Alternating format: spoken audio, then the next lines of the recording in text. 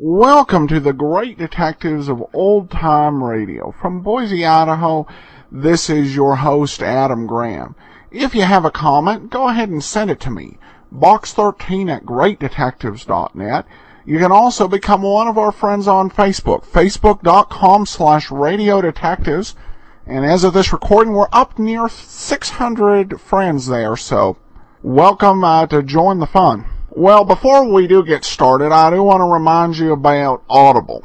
You know, these radio episodes of Nero Wolfe really whet your appetite for more of that great detective and his fantastic mysteries. Well, with Audible, you can get a Nero Wolfe audiobook every month, or any other audiobook you choose, as well as a complimentary audio subscription to either the Wall Street Journal or the New York Times. You can get a free audiobook by trying it out. Just go to audiblepodcast.com/oldtimeradio. Well, let's go ahead and we're going to get into today's episode of Nero Wolfe, The Girl Who Cried Wolf. Stay tuned for Nero Wolfe, transcribed. Later this evening, the unique Mr. Monty Woolley stars once again in the new comedy series, The Magnificent Montague, the delightful saga of an embittered Shakespearean ham.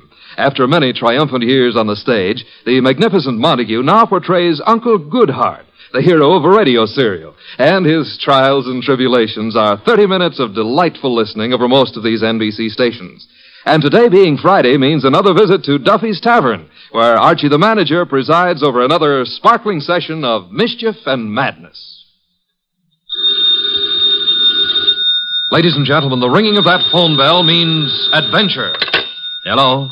Hello. The young man answering the phone is Archie Goodwin. Yes, this is Nero Wolfe's office. The mountain of a man in the oversized armchair, staring at Archie with a beady eye, is Nero Wolfe. Mr. Wolfe is in. Mr. Wolfe is always in.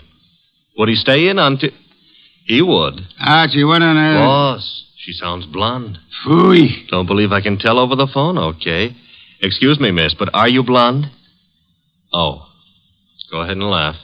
Thank you. Mr. Wolfe will see you. Goodbye.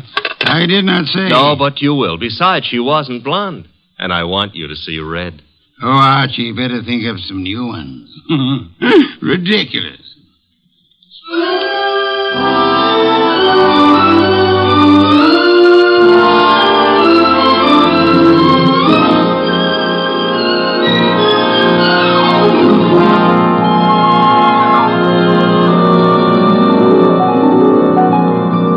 Ladies and gentlemen, it's the bulkiest, balkiest, smartest, and most unpredictable detective in the world. That chair-born genius, Nero Wolfe, created by Rex Stout and brought to you in a new series of adventures over this NBC network in the person of Mr. Sidney Greenstreet.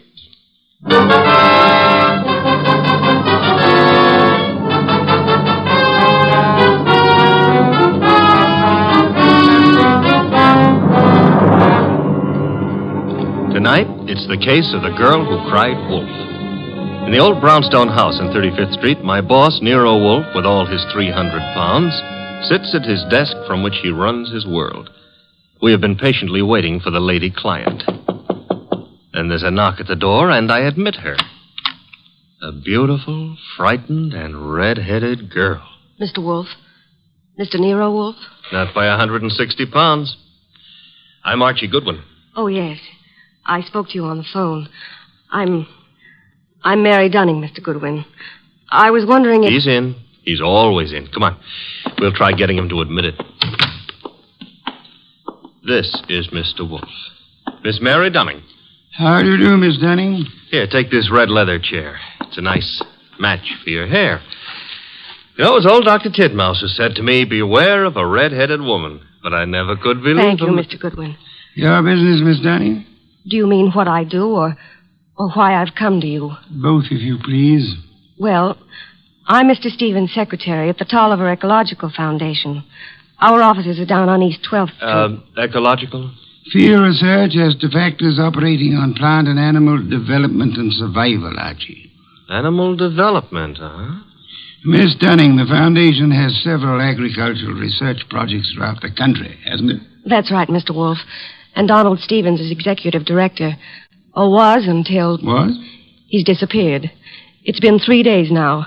He's not been near the office nor his apartment. No message or... Apartment? Stevens been living alone? He's a bachelor. He's engaged to Laura Tolliver. She's a cousin of the original Tollivers. But she doesn't know where he is either.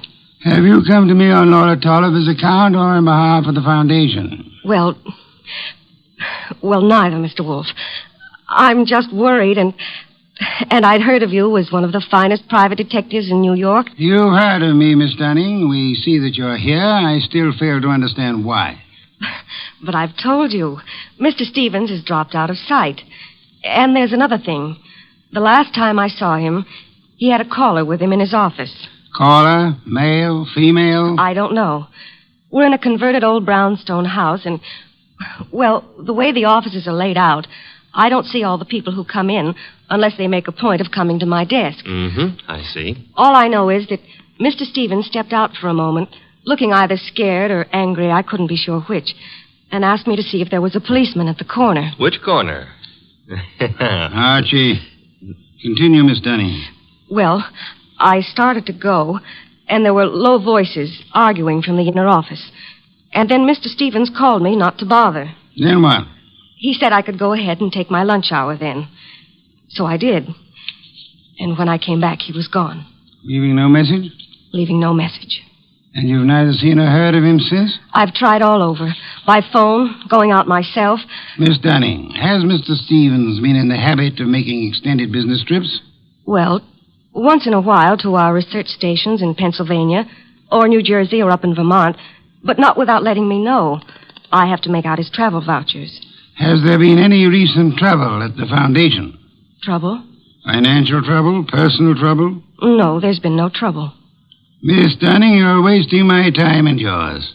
This is a problem for the police, if there is a problem.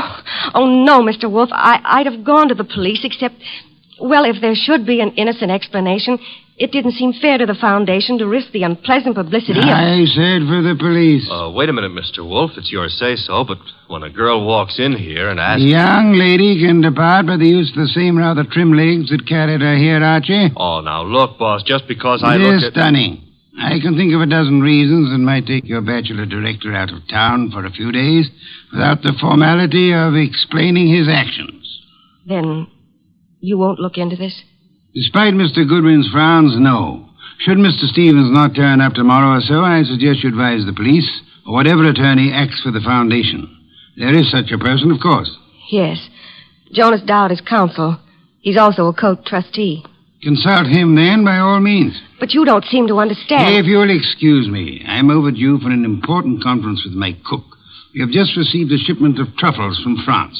Well, of course, if Mr. Wolfe, if you ask me... Precisely what I've refrained from doing, Archie. Would you be good enough to escort Miss Dunning to the door? To the door, Archie. Good night, Miss Dunning. Good night. Good night. And thanks, just the same. Look, Mr. Wolfe, it's your shop and you can get as surly as you please. But can you give me one excuse for that high-handed brush? One thin shred of an excuse? Miss Dunning was sitting in this chair... The girl was lying, Archie. Lying? How can you say that? At least twice. And possibly from the moment she opened that undeniably pretty mouth. Now, if you would excuse me, Archie, I have an appointment with a truffle.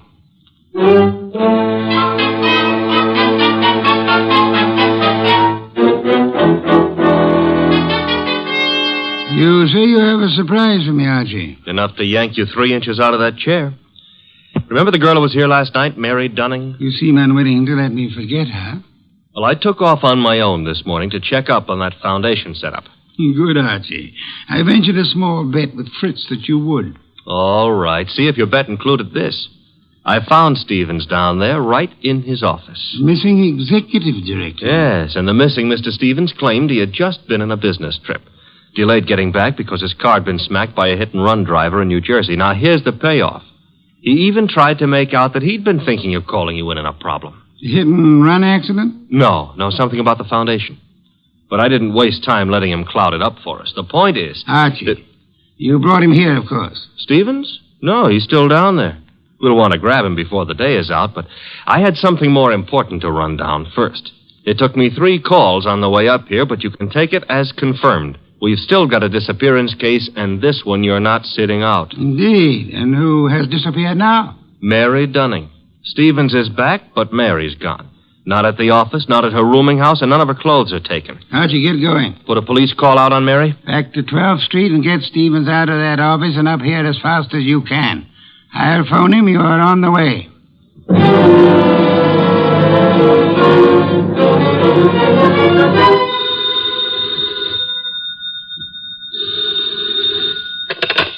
Hello? This Donald Stevens? Yes, this is Donald Stevens. This is Nero Wolfe. I understand you've been thinking of consulting me. Well, as a matter of fact, I have, Mr. Wolfe. I started to explain to Mr. Goodwin, but... Are you alone there at the office? Why, well, yes. As it happens... Be careful. I don't think your car smash-up was an accident. I've just sent Mr. Goodwin to ask you to come here. Meanwhile, I'd suggest... Oh, excuse me, Mr. Wolfe. There seems to be someone coming in now. Wait, Mr. Stevens. There hasn't been time for Archie to get there yet. Excuse me, Mr. Wolfe. Don't. Just hold the wire a moment. Wait, Mr. Stevens. Come on in. I haven't had a chance yet. Oh, what? No! No!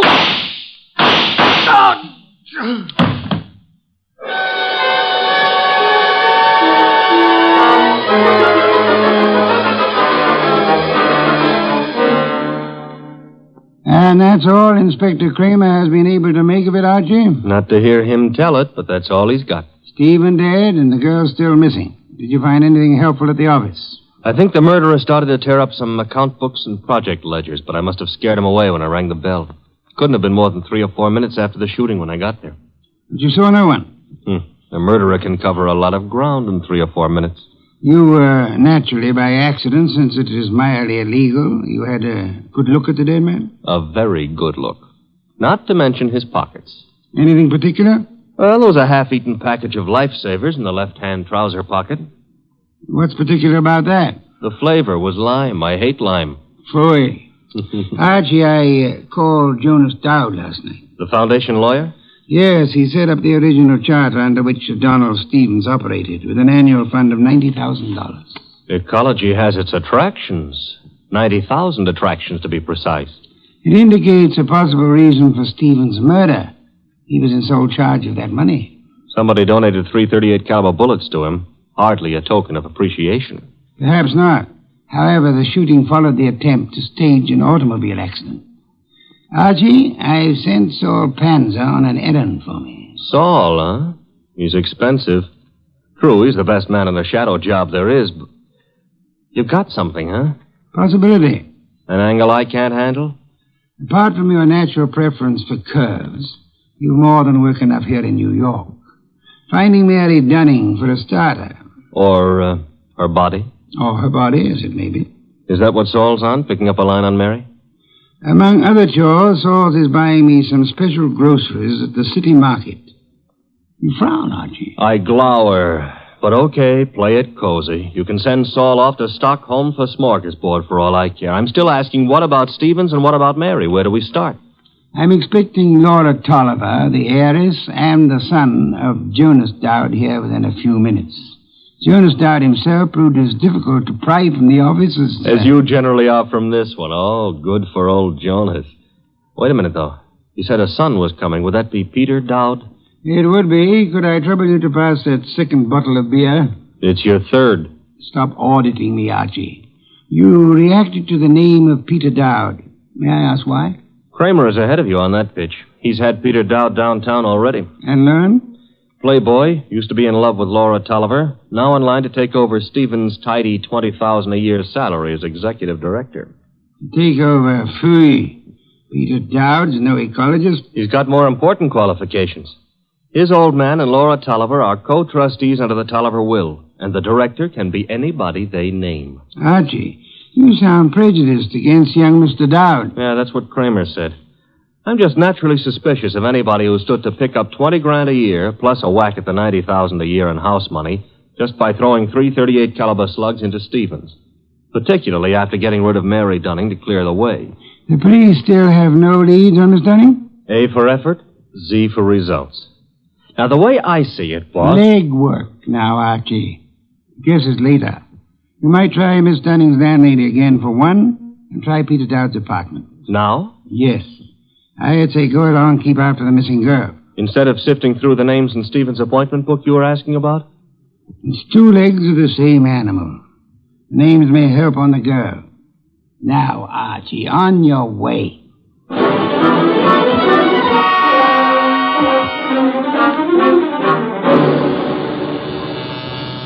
Come in. Mr. Wolfe? Yes, come in, Mr. Oliver, Mr. Dowd. Sit down. It's good of you both to come. Mr. Oliver, I'm profoundly sorry of your loss. You were to marry Mr. Stevens, as I understand it. Yes, 3 weeks from today. I was trying to warn poor Stevens just as the murderer came in. But he evidently knew his caller well enough to feel no alarm. The police told us that, Mr. Wolfe. We've just come from Inspector Kramer's office. I know, Mr. Dowd. Did you gather the inspector meant to see you again? Why should he? How could anyone think that Peter could have anything to do with this horrible business? I see that you have no doubts about Mr. Dowd here, Mr. Oliver. Easy, Laura. Yes, Mr. Wolfe, I gathered that Kramer was interested in me. He's got a man outside here watching us now. You're alert, Mr. Dowd, or... Oh, what? Or aware that Inspector Kramer may have grounds for keeping you under surveillance. Look, Mr. Wolfe, I didn't come here to be put through the jumps again. First Kramer and now you. I'm acting for the Tolliver Foundation, Mr. Dowd. I have been since your father retained me last night. Why jump on me, then? Young man at my age and weight, the chances of my jumping on anyone are about as likely as, as unlikely as to expect that you're not still in love with Miss Laura Tolliver here. Mr. Wolfe, we haven't admitted that we... Miss Tolliver, your concern a moment ago at the possibility that this young man might be charged with Stevens' murder... Now, wait a minute, Mr. Wolfe. Climb back on me if you want, but let Laura alone. If you're trying to I'm no longer trying, Mr. Dowd. You both confirmed the point for me. All right. I am still in love with Laura. And I think Laura's known ever since she accepted Stevens' ring that their engagement was a mistake. What are you going to make of that? Did Stevens know you hadn't given up on Laura? I told him twice. I even went down to the foundation just... Just when, Mr. Dowd? This morning while I was telephoning Stevens, for example? I haven't been near the foundation office for days. I've been out of town. Mr. Wolfe, you've no right to twist and turn everything Peter says. I do love him, but Laura. Well, that's the first time you've come right out with it since... I'm sorry, Peter. I've wanted to tell you 1,000 times.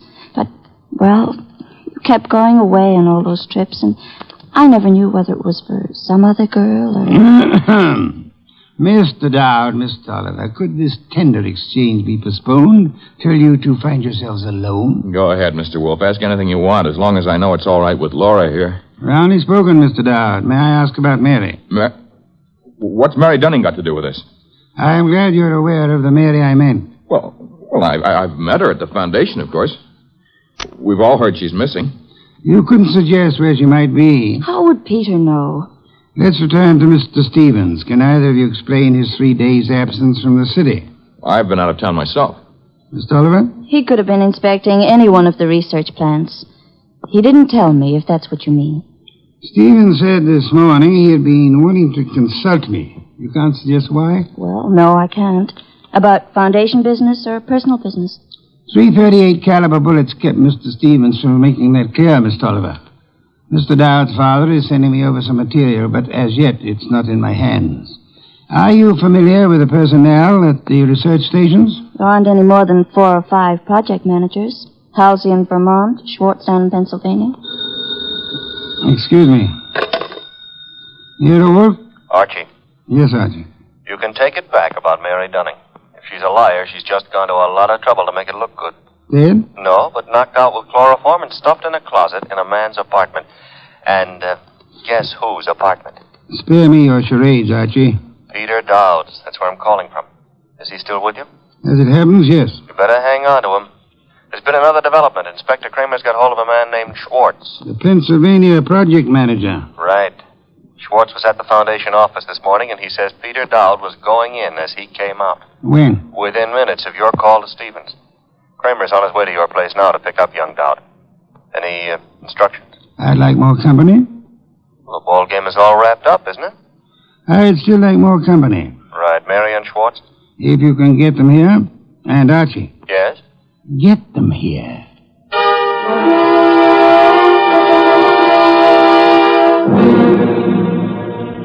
I'll have that 5th bottle of beer, Archie. 7th and quota for the night. And when do you get around to calling in Mary and our friend Schwartz? In a moment, Archie, in a moment. After all that scramble to get him here. I've been studying these project reports that Jonas Dowd sent over. Fascinating field ecology. I know. The factors playing on the development and survival of living organisms. Too bad poor Stevens didn't figure on a factor named Peter Dowd. Archie, I'm ready for Mr. Schwartz now. No Mary? I'll risk you in the next room with Miss Dunning for the time being. Okay. One Schwartz coming up. Oh, come in, Mr. Schwartz. Mr. Wolfe? How do you do, Mr. Schwartz? My apologies for this long wait you've had, and I'll try to make our business brief. Yes, sir. Mr. Schwartz, you managed the Tolliver Agricultural Research Station in Pennsylvania for some time. 2 years. I am not sure I didn't once enjoy a shipment of mushrooms that came from your place. You've experimented with Maya arenaria. Maya arenaria?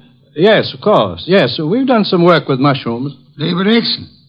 By the way, I understand you saw Mr. Stevens just before he was shot down. If I'd stayed 10 minutes longer, he might still be alive. May I ask the purpose of your call? I was delivering the monthly reports. No special trouble you came to discuss? No, sir. You met Peter Dowd coming in at the Foundation as you were going out. How did he look? In a hurry. How so? He just pushed past with his face turned away. You're sure it was he? Yes, I had seen him at the Foundation maybe 2 or 3 times before. Were you aware that Mr. Stevens and Mr. Dowd were both apparently in love with the same young lady?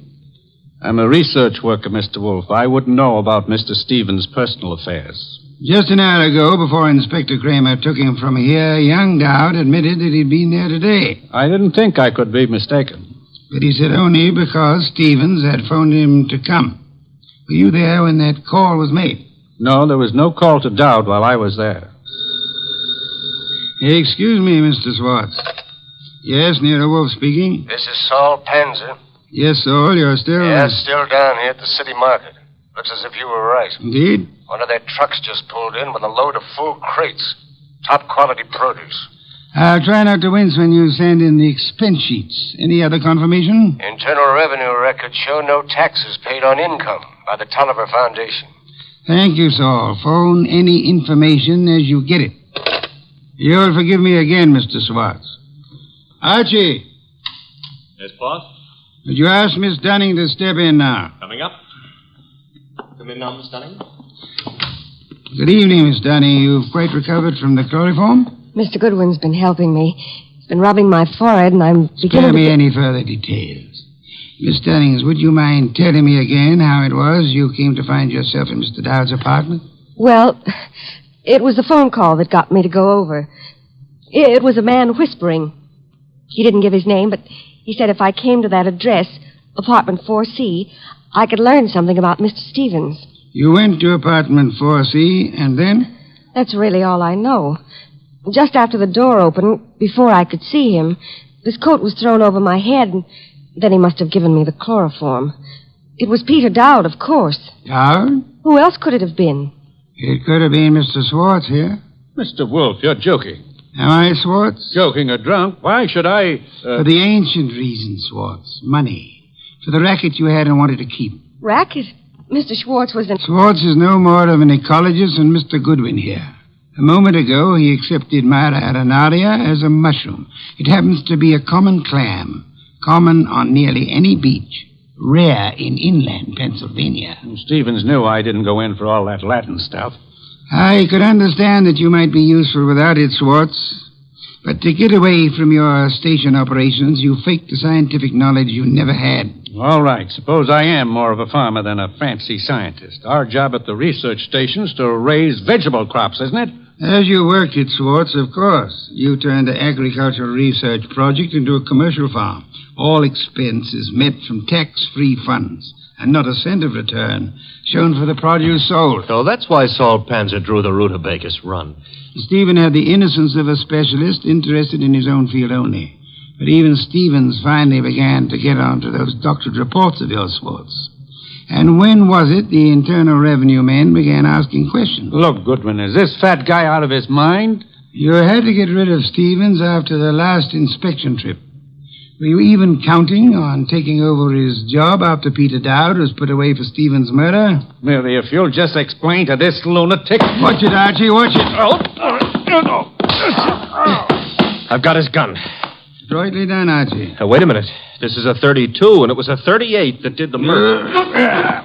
Mr. Wolfe, that's my bag. You can't... Take this pistol from it, I have, my dear. And this extraordinary effort you put me to, of actually leaving my chair to secure this weapon, we'll add that to the score against you. Mr. Wolfe, if you aren't too tuckered to answer, that gun from Mary's bag. It's a 38. It may be the one used on Stevens. But Mary couldn't. She didn't. If ballistics tells us that this is the weapon, then Swartz must have passed it to her for safekeeping, till it could be planted in young Dowd's apartment or car or whatever. I didn't have anything to do with it. Miss Dunning, you had to do it more than you know. Do you realize that if Mr. Goodwin hadn't found you at the Dowd apartment when he did, that you might not be alive at this moment? You were the one person who knew Swartz's crime. Mary, don't listen to him. She's listening, Swartz. Miss Dunning, you thought the chloroform scheme was directed solely against Peter Dowd, and so you let Swartz talk you into it. Mr. Goodwin tells me the door of that closet was sealed with Scotch tape. I didn't know that. Schwartz actually tried... Your chloroform sleep was meant to turn into a permanent one, Miss Dunning. And I was trying to cover for him. All right, here it is. Schwartz planned it all. He did try the hit and run, and he did shoot Stevens. He's a liar. Mary, you've been juggling those books since... Say the details for Inspector Kramer, Swartz. There's guilt enough to be divided between you and guilt enough to burn you both.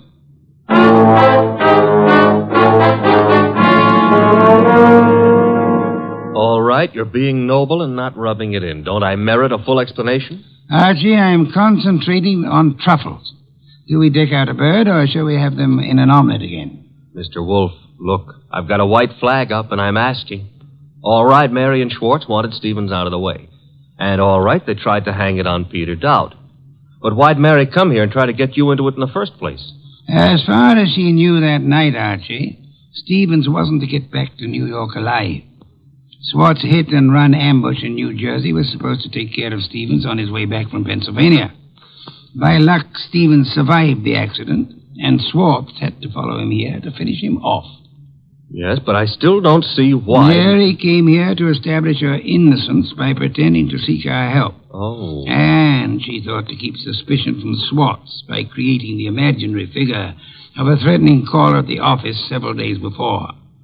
She knew Stevens meant to consult me about Swartz, and she could guess Jonas Dowd would call me in eventually. Stevens said he wanted to consult you that morning when I... That morning when you couldn't hear Stevens out because you were seeing him as Mary Dunning wanted us to see him. Oh, a trick operated with two vanishing acts to explain. Stevens's and Mary's. You have it, Archie. And both fake. A straight business trip branded a run-out or a snatch only by Mary's account, and then the chloroform act at Dowd's apartment. You have it in full. Mm-hmm. Except how you knew she was lying to start with. Point one, the girl offered no fee, no prospect of a fee. Mm-hmm. Stay at that. Could anyone claim knowledge of my reputation, Archie, and still seriously expect that I would take an arduous labor for the love of it?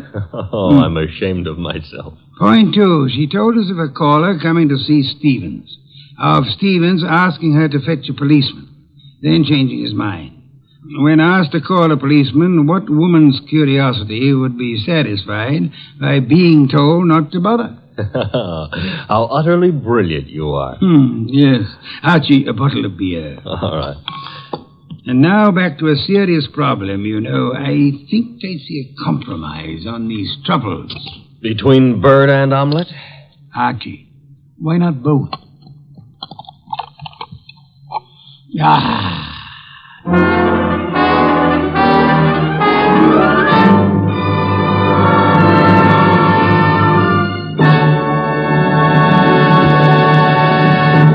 You have been listening to The New Adventures of Nero Wolfe, starring Sidney Greenstreet.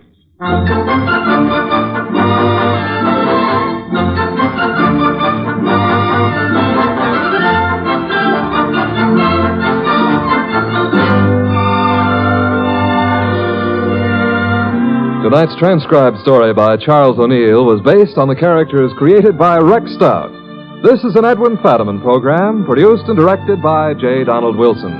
In the cast were Larry Dobkin as Archie Goodwin, and Charlotte Lawrence, Howard McNear, Mona Keneally, Lamont Johnson, and Herb Butterfield. Next week at this same time, Nero Wolfe and Archie will bring you The Case of the Slaughtered Santa Clauses. Don Stanley speaking. 3 chimes mean good times on NBC. There's no cover charge at Duffy's Tavern. Just keep your dial tuned to NBC later as Archie the manager and his delightful friends cook up another mad and merry session at that remarkable restaurant, Duffy's Tavern.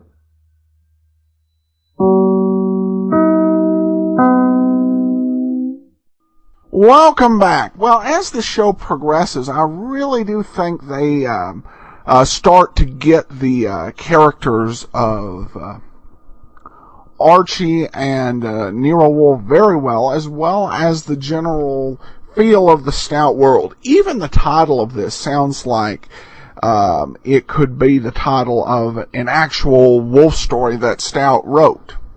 I do say that I will miss the Larry Dobkin portrayal of Archie Goodwin when it's over. Dobkin's not quite as good as Elliot Lewis, but his Archie Goodwin does grow on you, though the next Archie we'll have is actually a pretty fascinating choice. We'll talk about that, though, in a couple weeks. We still have one more Dobkin episode next week.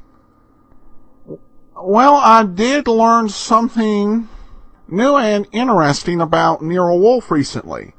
There was actually a Nero Wolfe comic strip that ran in a few papers across the United States and also in foreign countries in 1957 and 1958. In addition, these comic books were collected and released, or comic strips were released as comic books in other countries.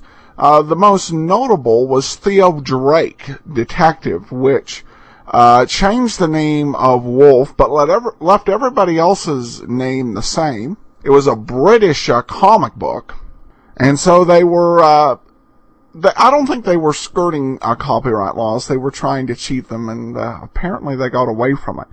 But I have seen those available on eBay.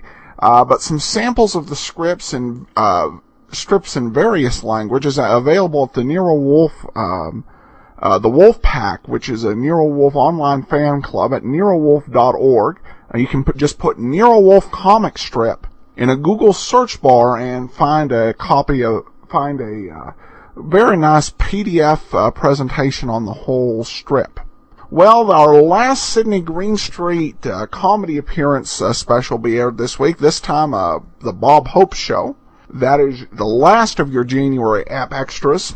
February, we have something special and a little bit more dramatic scheduled with Edmund O'Brien, so you're going to want to be sure to listen to that. If you have our app available in the iTunes Store or in the Android Store, you can take advantage of that, or if you've got our premium site. Well, that'll do it for today. We'll be back tomorrow with Let George Do It. In the meantime, send your comments to box13 at greatdetectives.net. You can always give us a call, 208-991-4783. From Boise, Idaho, this is your host, Adam Graham, signing off.